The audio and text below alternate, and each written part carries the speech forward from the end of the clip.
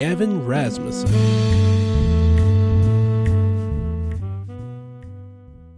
Hi, and welcome back to another episode of The Art of Words. Last week, we heard a poem written by William Carlos Williams relating to the 1918 pandemic in the early 20th century, and this week, we are going to take another look at this period of time, but through the pandemic lens of racism. Langston Hughes is highly regarded as a major contributor to the Harlem Renaissance. His poetry and goals in life are known widely to the world as being a voice for the African American community. Today, we are going to hear a couple of readings by Langston Hughes. The first is a piece that Hughes wrote very early at the age of 17, which was published in The Crisis, an intellectual journal edited by writer-activist W.E.B. Du Bois.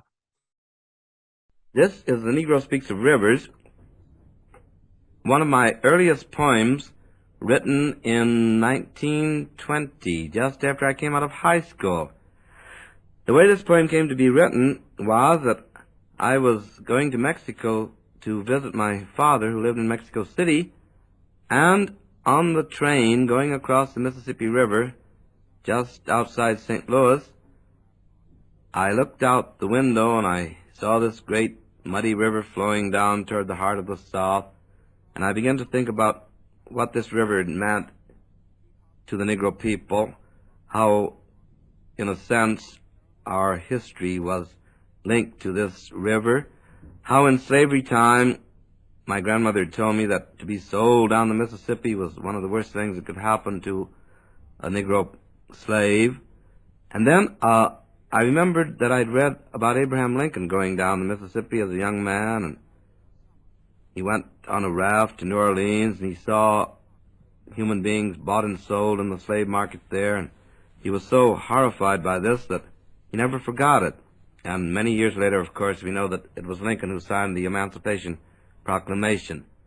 And so, as the train went on into the gathering dusk, because it had been about sunset when we crossed the river, I took my father's letter out of my pocket and began to write down on the back of his letter this poem, The Negro Speaks of Rivers. I've known rivers ancient as the world and older than the flow of human blood in human veins. My soul has grown deep like the rivers. I bathed in the Euphrates when dawns were young. I built my hut near the Congo, and it lulled me to sleep. I looked upon the Nile and raised the pyramids above it.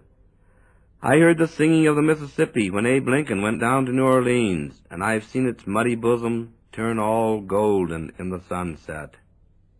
I've known rivers, ancient, dusky rivers.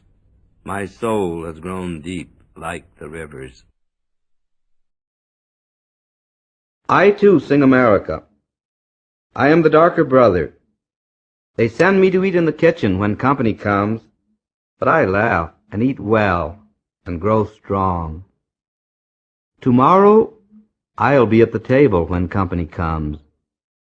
Nobody'll dare say to me, eat in the kitchen then. Besides, they'll see how beautiful we are and be ashamed.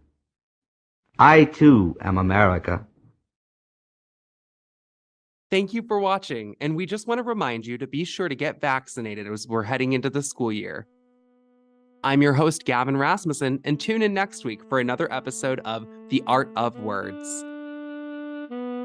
This has been The Art of Words, hosted by Gavin Rasmussen. If you'd like to leave suggestions, email us at ewcfacts@gmail.com. That's ewcfacts@gmail.com. This has been an EWC Communication production.